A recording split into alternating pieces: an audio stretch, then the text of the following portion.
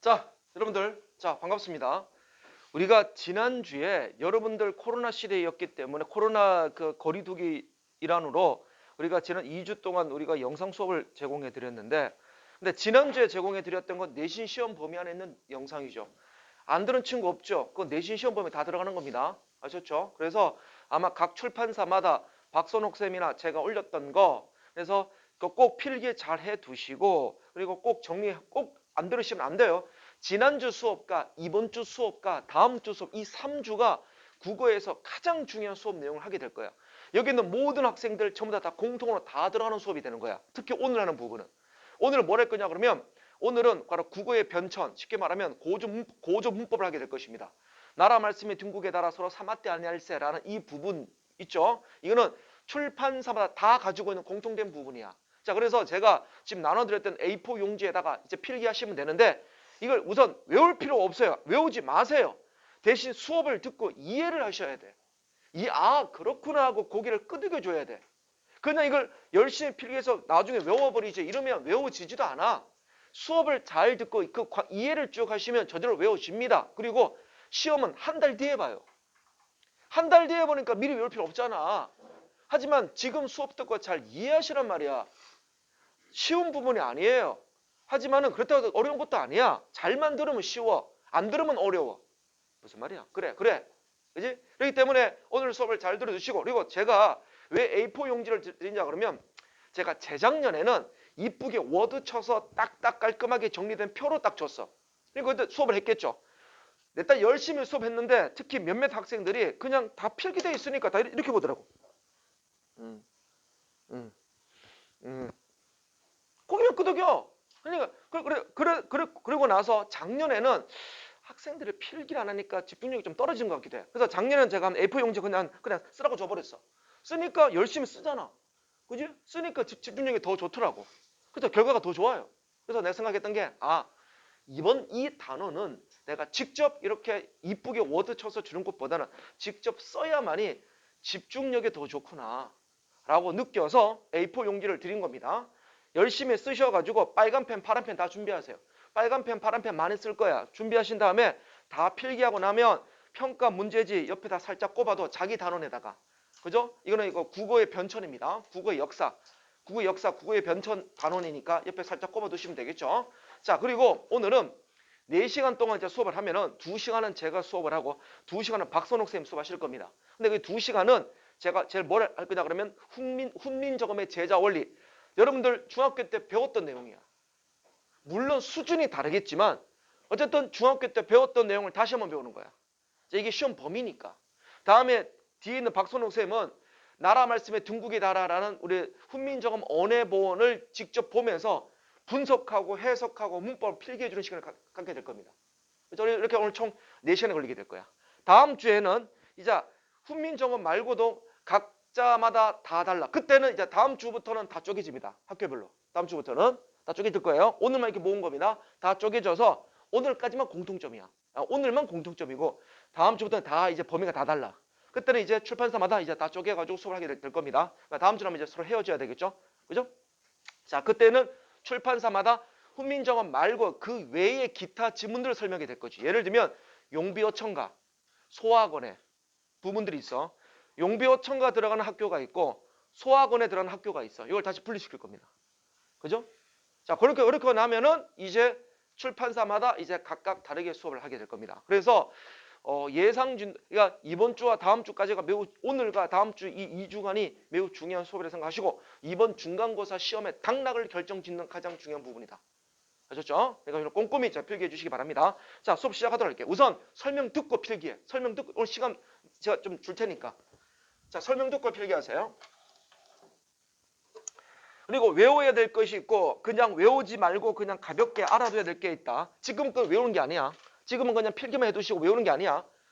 자, 보면은 우선 국어사 시대 구분을 볼게요.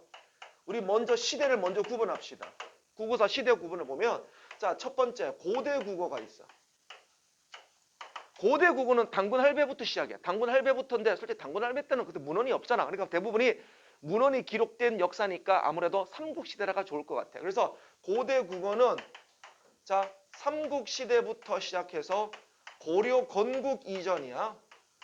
고려 건국 이전인데 자, 세기로 말하면 역사 10세기 이전까지가 돼. 욕 같죠? 10세기 이전까지야. 10세기 이전 이거 외우는 게 아니다. 듣기만 하세요. 10세기 이전인데 여기에서 주요 지금 국어 역사 아니고 우리나라 좀 국어 문법사예요. 문법. 국어사다. 국어 우리 역사가 아니라 국어사 시대 구분이야. 그러니까 여러분들이 알고 있는 한국사 국어 역사 시간에 배웠던 뭐 그 역사 구분과 좀 달라요. 자, 그러면 이때 우리가 대부분의 문법이 뭐냐 그러면 향찰이 기록돼 있죠. 향찰. 얘들아 향찰이 뭔데? 향찰이 뭔데? 향찰이 뭔데? 우리가 한자 좋아. 그런 표현 되게 좋아. 향찰이 뭔지는 제가 여러분들 우리 지난주 수업 시간에 공부했었잖아. 제망매 갈 때. 제망매 수업을 다 들었을 거 아니야. 그죠? 제망매가 홍총고를 제외하고는 아마 제망매가 수업은 다 들었을 텐데 그때 내가 말씀드렸죠. 향찰은 신라 노래인데 한자의 뜻과 음을 빌려 표기한 글자라 그랬지. 그래서 그때는 향찰로 기록되어 있어. 향찰로 기록되어 있기 때문에 그래서 향찰에 대한 특징은 제가 여러분들 필기 다 해놨어요. 앞에 제망매가 파트에. 그래서 우리가 이거는 시험 범위 아니니까 여기서는 중요하지 않으니까 가볍게 요금 향찰만 썼어요. 자, 이때는 향찰로 기록되어 있어. 한자의 뜻과 음을 기록한 글자야. 그러다가 두 번째는 자 중세국어로 넘어갑니다. 중세국어로 넘어가는데 중세국어는 전기와 후기가 있어. 자, 전기와 후기가 있는데 전기는 당연히 고려 건국부터죠. 10세기 고려 건국부터 자 고려 말이 아니라 훈민정음 창제 전까지야. 그러니까 조선은 포함되는 겁니다. 훈민정음 창제 전이야. 훈민정음은 1443년에 만들어져서 1446년에 반포를 했어. 그러면 1446년이 기준이거든. 그럼 1446년은 15세기 중엽이잖아. 그럼 결국은 세기로 말한다면 고려 건국 10세기부터 해서 15세기 초까지가 바로 중세국어 전기라 그래. 자, 이때는 아직 한글이 만들어지기 전이었기 때문에 향찰을 그대로 썼거나 중국 한자를 많이 썼어. 중국 한자. 그러니까 중국 한자를 많이 썼기 때문에 우리 국어사에서는 그냥 중요하지 않아. 국어 문법에서는. 거의들 비슷해. 그러니까 이거는 시험 범위에 다루지 않습니다. 자, 그러면 중세 국어는 후기를 얘기하는 건데 후기는 훈민정음 창제부터 시작해서 얘들아 이거 외우는 게 아니다. 집중을 잘하라 그랬어.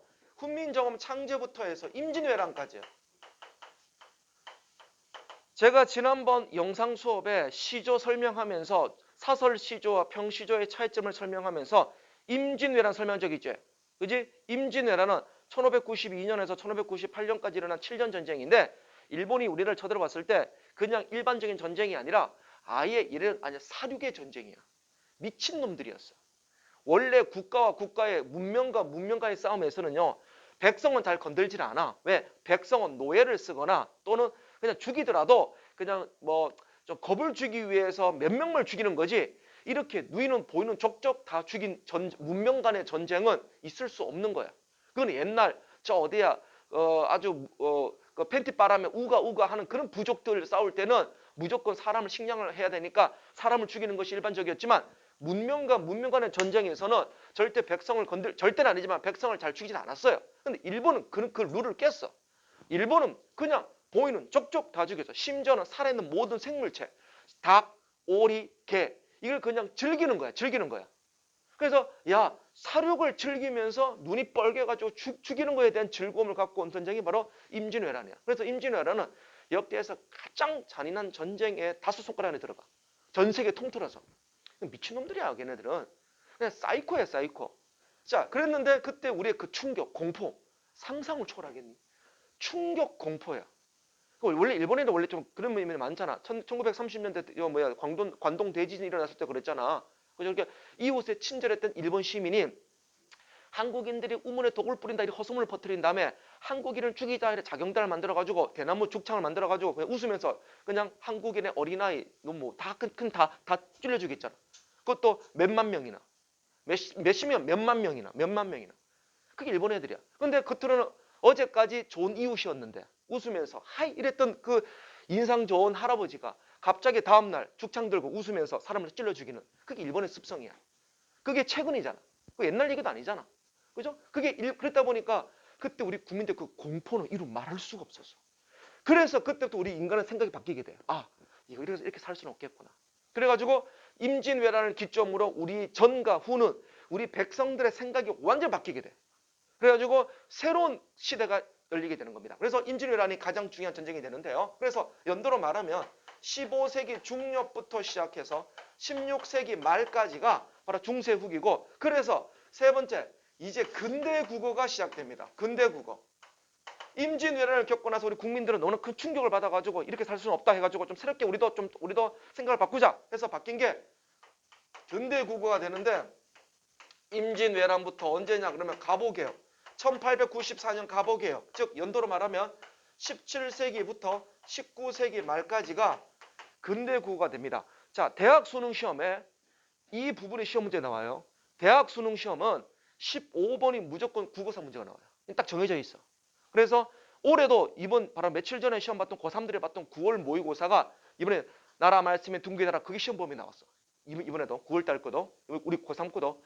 자, 이 국어사는 딱 정해져 있는데, 그래서 대부분이 중세와 근대 국어를 구분하는 문제가 나옵니다. 즉 쉽게 말하면 우리가 중세라 한다면 전기는 따지지 않고 후기만 공부합니다.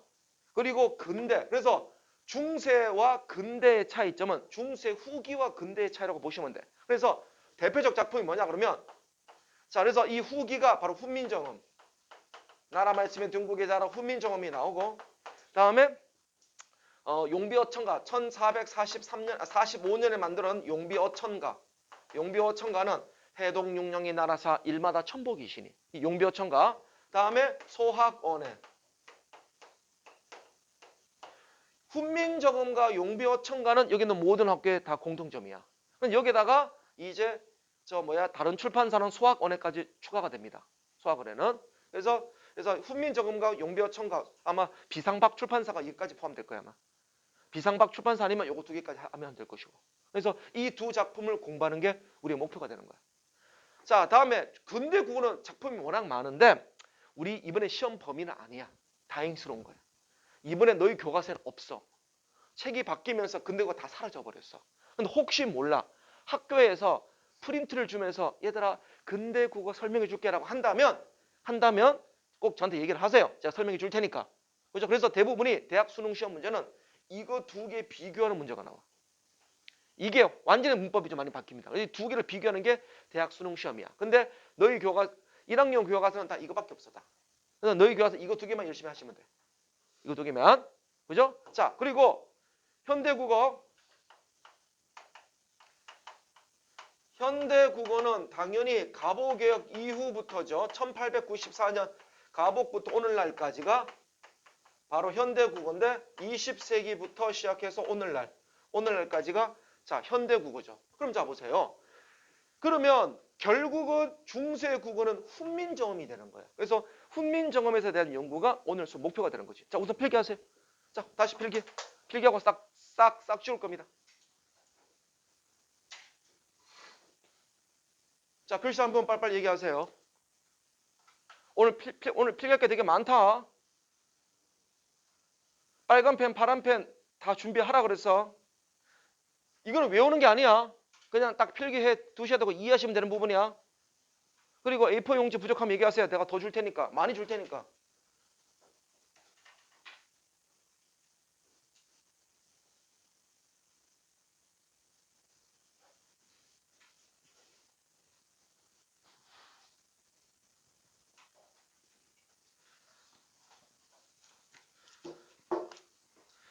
그리고 오늘 제가 하는 부분은 여러분들이 중학교 때 배웠던 내용들입니다. 그러니까 아 그거구나 하고 어떤 부분은 이해가 되는 부분이 나올 거야.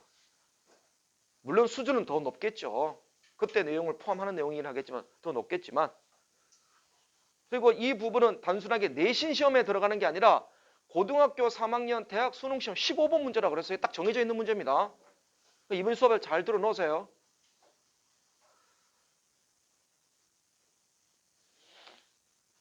이거는 여기 있는 모든 학교가 시험 범위에 다 들어갑니다.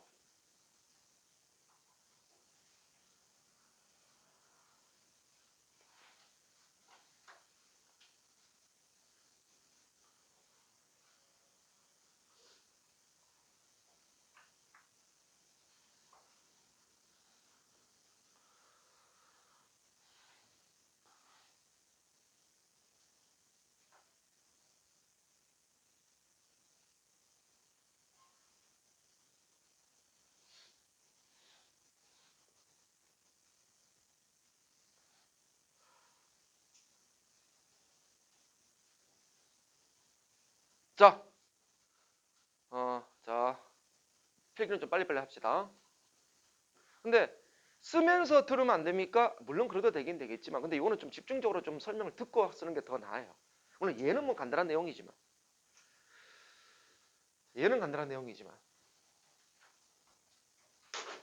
자, 위에는 썼으니까 시간을 아끼기 위해서 위에는 써서 위에 거만 지울게. 시간을 아끼기 위해서. 자, 그러면 이제는 좀 쓰면서 들으세요. 쓰면서. 자, 바로 이어서. 자, 그러면 이 훈민정음이 결국은 중요하잖아. 훈민정음이란 말은 책 이름이기도 하지만 우리나라 글자 이름이기도 하잖아. 훈민정음이 뭐야? 우리나라 한글을 세종대왕 때 불렸었던 이름이 훈민정음이야. 그리고 훈민정음은 글자 이름이기도 하지만 동시에 책 이름이기도 해. 그래서 근데 훈민정음이라는 책은요. 책이 두 가지 판본이 있어. 그래서 자 바로 이어서 또 씁시다. 아래쪽에다가 훈민정음 판본이 있어. 훈민정음 판본이라는 게 뭐냐면 책의 종류가 두 가지가 있다 이 얘기야. 자 훈민정음 자 우선 요것도 조금 좀 기다려 볼까? 요것도 칸을 좀 봐야 될 것 같네. 좀 기다려 볼게요. 자 우선 잠시 쓰지 마라. 훈민정음 언해본이 있고 자, 이 잠시 쓰지 마. 훈민정음 해례본이 있어. 훈민정음 언해본이 있고 훈민정음 해례본이 있어. 그러면 언해본은 세조 때 만들어진 거야. 자, 제작 연대, 그러니까 세조 5년에 만들어진 거고 해례본은 세종 28년에 만들어졌어. 그 뭐가 더 만들어졌니? 얘가 먼저 만들어진 거지. 그죠? 세종 다음에 세종, 문종 다음에 세조니까. 그죠? 얘가 먼저야. 자, 그럼 여러분 질문해 볼게요. 훈민정음이라는 이 책은 지금 우리나라 세계 유네스코 보물로 지정돼 있다. 그죠? 얘기 많이 들었지? 그러면 그 책이 이 해례본일까? 언해본일까? 언해본? 해례본? 자, 훈민정음 판본 책은 두 체계가 있는데 해례본이냐 언해본이냐는 말은 학교 내신 시험에 자주 출제되는 문제이기는 합니다. 그런데 자 해례본과 언해본의 가장 큰 차이점이 뭐냐면 연도가 아니라 얘는 어떤 형식이 책의 형식이 얘는 예의편이 뭐냐면 나라 말씀이 둥국이 달아 서로 사만띠 아니할세가 바로 예의편이야. 예의편이 있고 다음에 해례편은 예를 막 적어둔 거. 그래서 훈민정음을 막 예까지 막 적어둔 게 해례편이고 나머지 끝에는 정인지 서문 정인지라는 사람 바로 그때 훈민정음 창제 혁혁한 공을 세운 정인지라는 그 젊은 학자가 제일 끝에다가 서문을 해. 서문. 즉 일종의 강평이야 강평. 이런 얘기죠. 이 글은 이 훈민정음은 세종대왕님께서 만드셨는데 바람소리, 물소리, 학소리 모든 소리를 다 적을 수 있는 세계 최고의 글자이며 끝에 또 뭐라 돼 있냐 그러면 실제 그렇게 표기되어 있습니다.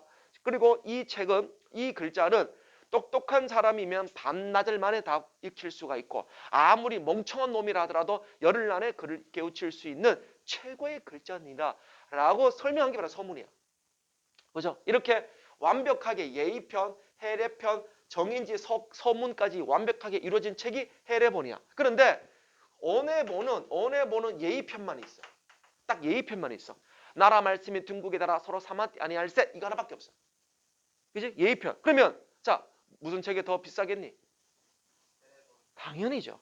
그래서 여러분들이 알고 있는 유네스코 보물은 해례본이야. 언해본이 아니야. 그죠? 자 다음에 마지막으로 세 번째 얘는 무슨 글자로 표기되어 있냐 그러면 얘는 한자로 표기되어 있어. 한자로 표기되어 있어. 한자. 수지고 내가 어제 처음 알았는데 수지고에서 훈민정음 원본을에다가 만든 프린트물을 주신 것 같았는데 혹시 오늘 수지고 중에 학생 가져온 친구 있니? 학교에서 준 프린트 없어요? 자 그러면 자 학교 교과서 교과서 좀 줘. 교과서 오케이 줘봐. 교과서 좋아. 자 교과서 보자.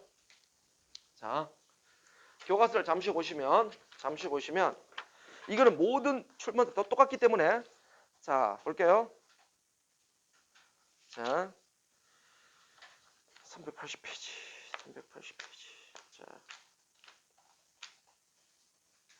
여러분들 중학교 때 다 배우셨겠지만 자, 여기 보세요. 여기 보면 중세국어 자료라고 돼 있죠. 자, 보세요. 여기 보입니까? 자, 보세요. 얘 한글로 돼 있니? 한자로 돼 있니? 봐봐. 한글 있니 없니? 한글이 있지? 여기 한글이 있지? 여기 한글이 있지?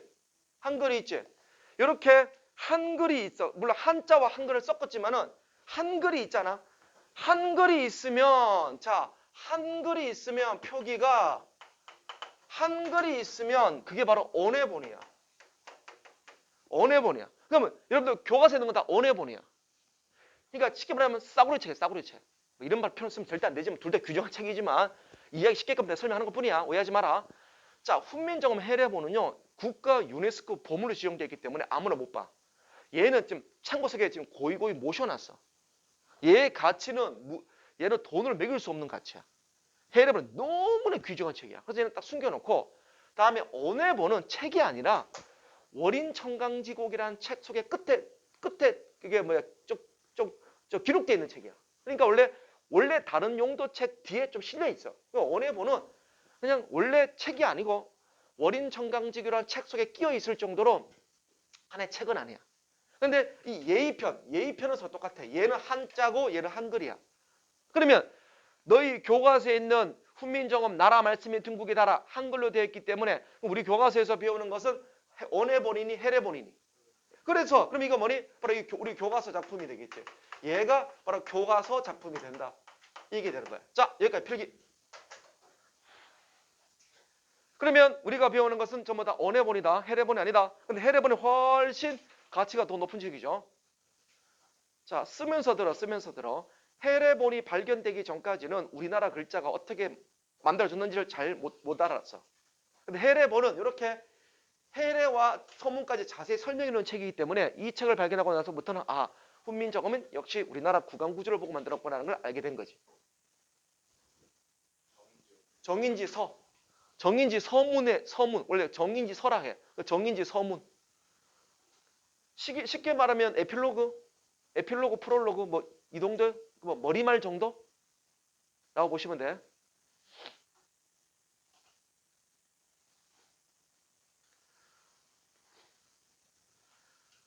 자, 여기까지는 외우는 게 아니야. 그냥 그렇구나 하고 이해하시면 되는 거야. 외우는 게 아니라 그래서 분명해. 근데 해례본 우리 교과서는 언해본이다. 이 정도만 오늘 기억하시면 되겠네. 아직까지는 여기까지는. 이제 암기 아니다 이거. 자, 요거 지우고 이제부터 필기하는 게 이제 암기할 부분이야. 근데 그 암기도 여러분이 중학교 때 배웠던 내용들이야. 그래서 중학교 때 공부를 좀 열심히 한 친구들은 이해가 빠를 거고 중학교 때 하나도 기억 안 나는 친구들은 오늘 수업을 특히 더 잘 들어. 더 잘 들어. 자, 마스크 쓰고. 마스크 써야지. 코까지 올려, 코까지. 너희들 건강을 위해서. 자, 수업하는 나도 이렇게 제대로 딱 쓰고 있는데. 그죠? 수업하는 나도. 자, 확실히 써. 너 건강을 위해서 어쩔 수 없어요. 자, 됐죠? 그럼 지워볼게요.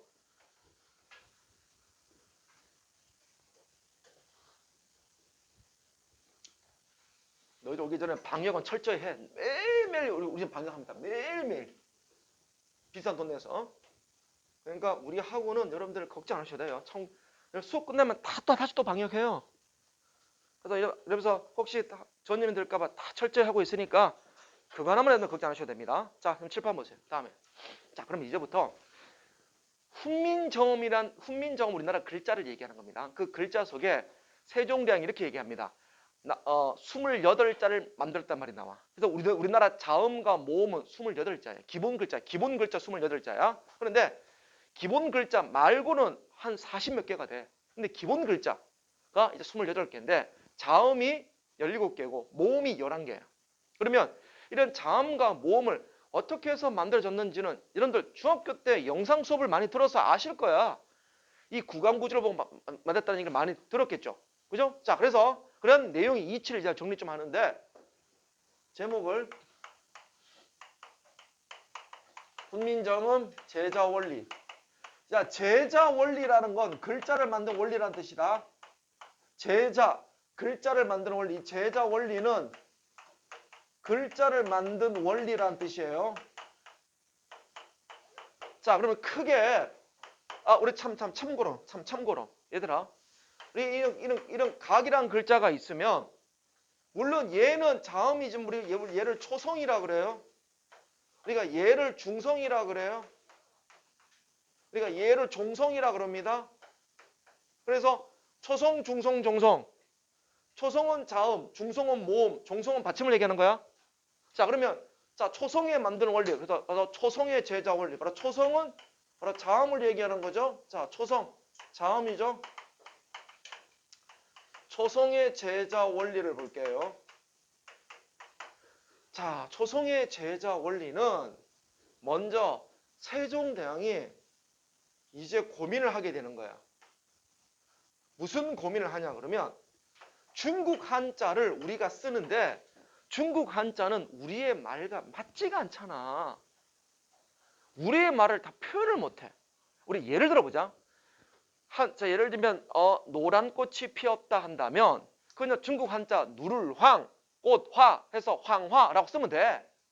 그런데 우리는 노란 꽃이라는 표현을 쓰지는 않고 누리끼리하다, 노르스름하다, 누리끼리 꼬르스름하다 이런 표현을 쓰는 게 더 많거든.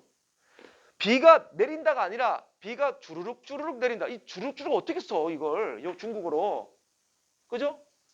자, 이런 표현들은 의성어, 의태어나 이런 감각어는 우리가 너무 발달된 민족이에요, 우리나라는. 그래서 우리나라가 예술이 발달된 민족이라 그래왔잖아요. 하루아침에 한류가 일어난 게 아니에요. 누적된 거예요, 그 에너지가. 그런데 그래서 세종대왕은 야, 이거 우리의 아름다운 말을 이거 표현할 수가 없구나 한자는. 그럼 우리나라 말을 만들 수 있는 글자를 만들어 보자. 근데 근데 모든 글자는 전부 다 발음에서 나오는 거니까 그러면 발음을 연구하면 되잖아. 해서 발음을 연구하기 시작합니다.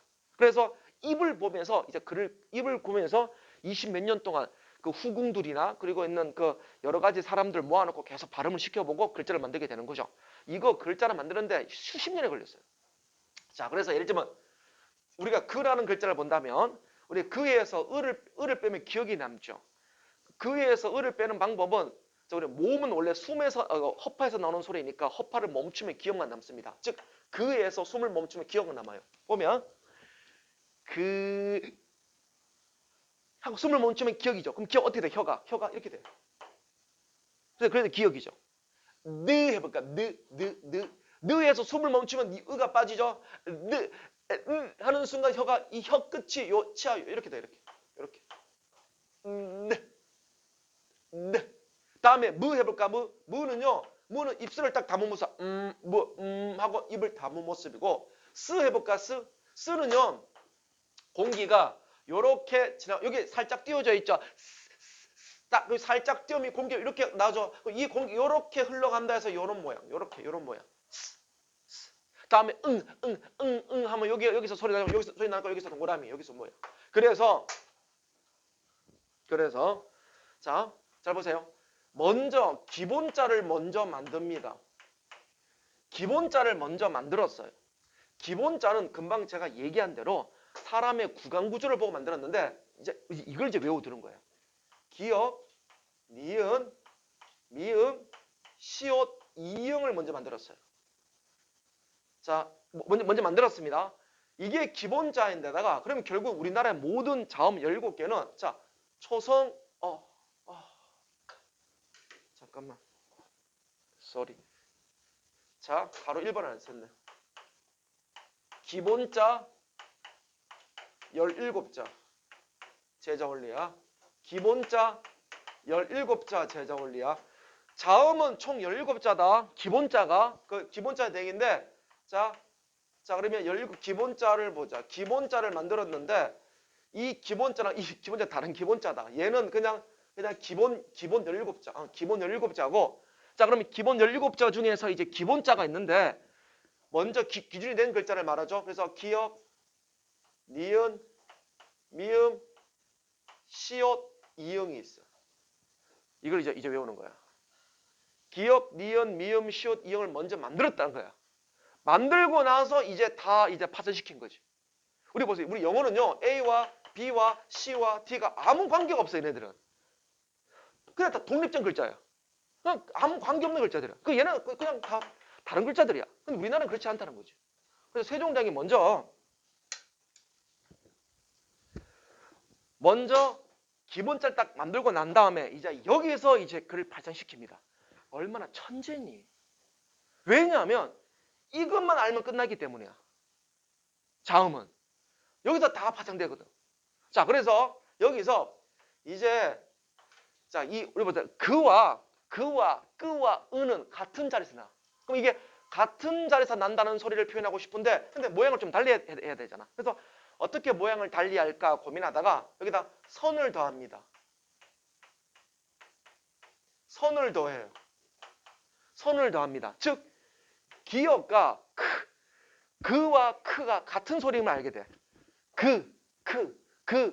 같은 여기 저 어금니 소리거든요. 그러면 그와 크는 같은데 어떻게 글자를 표기할까? 영어처럼 뭐 A, C 이렇게 할까? 그럼 전혀 관계없는 글자가 되잖아. 모양상으로. 그러면 제가 얘와 좀 비슷하게 해야 크가 같은 자리임을 인식할 수 있겠죠. 이게 이제 고백. 그래서 가장 제일 좋은 방법이 선을 더한 거야. 선을. 자, 선을 더했습니다.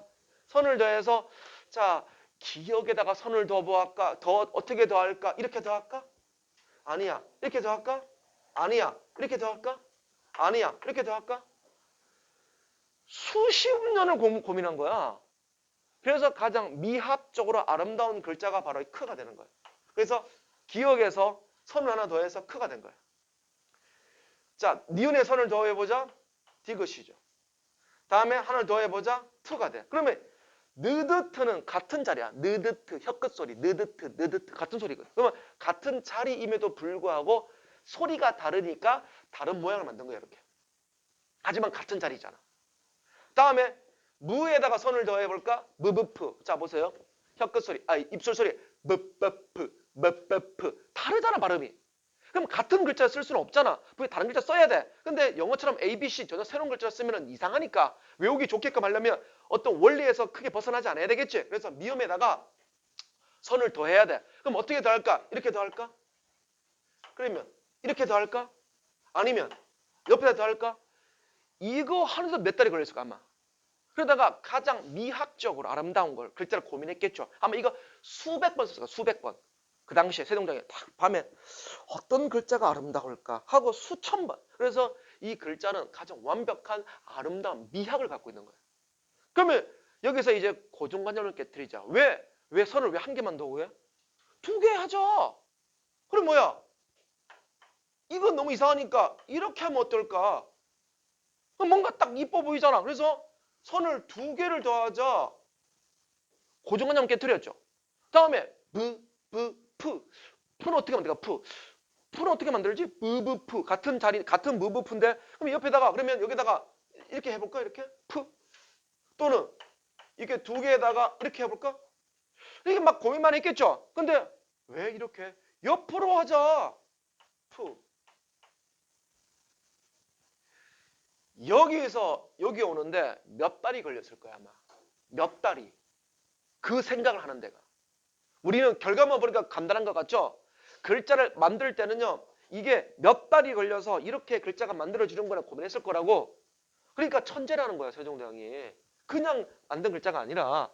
다음에 스에다가 선을 더가면 즈가 되고 그 다음에 츠가 되고 다음에 이형에다가 선을 가면 이게 되는데 이거 명칭도 알아도 얘가 이 명칭은 이따가 다 써야 됩니다. 여린 히읗이라 그래요. 여린 히읗이라고 합니다. 여린 히읗. 다음에 하나 더 하면 그냥 히읗이 되겠죠. 자, 이렇게 선을 더한 것을 자, 봐. 선을 더했어. 그래서 더할 가자. 선획자. 그래서 얘를 가획자라 그래. 선을 더했다. 가획자. 자, 다음에 이번에는 자,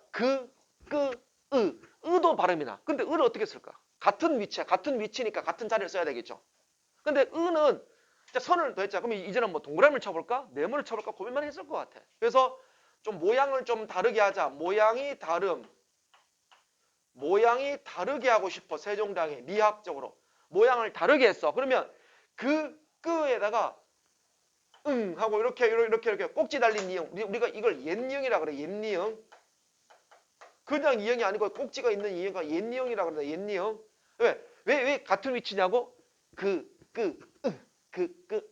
같은 자리에서 나오기 때문에. 다음에 느드트도 같은 자리지만 르도 있어. 르. 그러면 이것도 같은 자리죠. 같은 자리. 같은 자리. 느드르. 이거 모양이 전혀 다르죠. 모양이 달리했죠. 다음에 무브프는 없어. 그다음에 안고도 없어. 얘는 안고도 없고 쓸 거 없겠죠. 그다음에 즈 세모. 우리 이 세모를 반치음이라 그래요. 반치음. 얘는 안고도 없는 거다. 얘는 안고도 없는 거예요. 그래서 요 세모 라인이야. 그래서 얘는 즈 세모 반치음. 이렇게 모양을 달리했죠. 그래서 자, 모양을 달리했으니까 달을 이자, 몸체자, 이걸 이체자라 그래. 그래서 기본자, 가액자, 이체자가 기본 17자가 되는 거야. 자, 그러면 자, 보세요. 자, 칠판 봐봐. 그러면 이 기본자는 사람의 무엇을 보고 만들었니? 구강구조를 보고 만들었지. 구강구조를 만든 건 결국은 구강구조를 보고 번떴기 때문에 얘를 상형의 원리라 그래. 상형의 원리가 되고, 다음에 얘는 그냥 우리 얘를 가핵의 원리라 그래. 가핵의 원리, 그냥 원리가. 다음에 얘를 이체의 원리라 그래. 이체의 원리. 그러면 훈민정음의 제자 원리는 밑에 썼지만 상형, 모양을 본던 상형의 원리와 한 번 더 쓰는 것도 괜찮을 것 같아요. 다음에 가핵의 원리와 다음에 이체의 원리가 사용되었겠죠. 자, 아직 끝난 게 아니야. 자, 만들어 놓은 다음에 자, 필기를 계속하세요.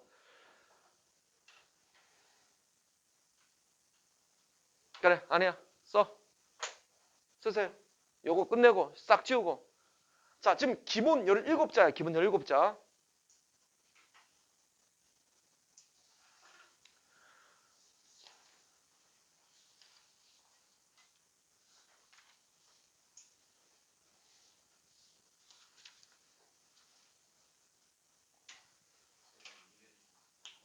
이면지 많이 줄 테니까 얘기하세요. 자. 잘 들어야 돼.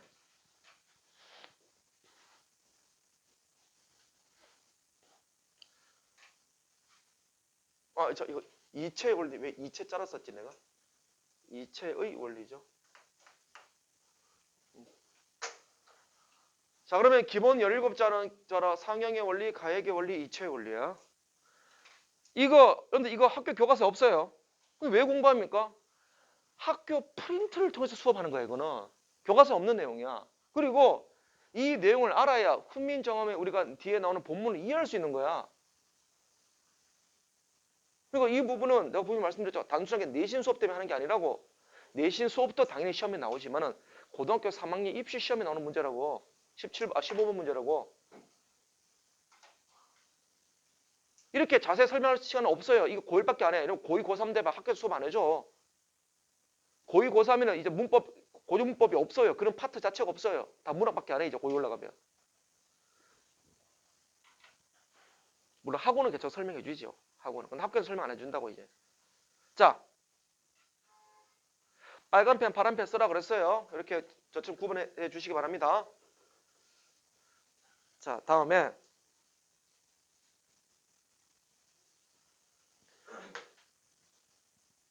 자, 이번에는 어디까지 영상이 찍히는가 보자. 딱 저기까지 영상 찍히네. 에이, 영상 때문에 절로 못 쓰겠네. 오늘 안 온 친구들 때문에 녹화를 좀 하려고 그랬지만 더 이상 못 쓰겠다. 딱 여기까지밖에 못 쓰겠네. 화면은 구조상. 자, 그러면 이것만 지울게요. 자, 이거 위에 것만 지울게.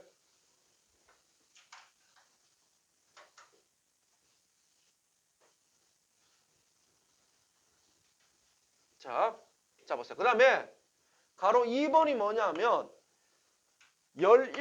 기본 17자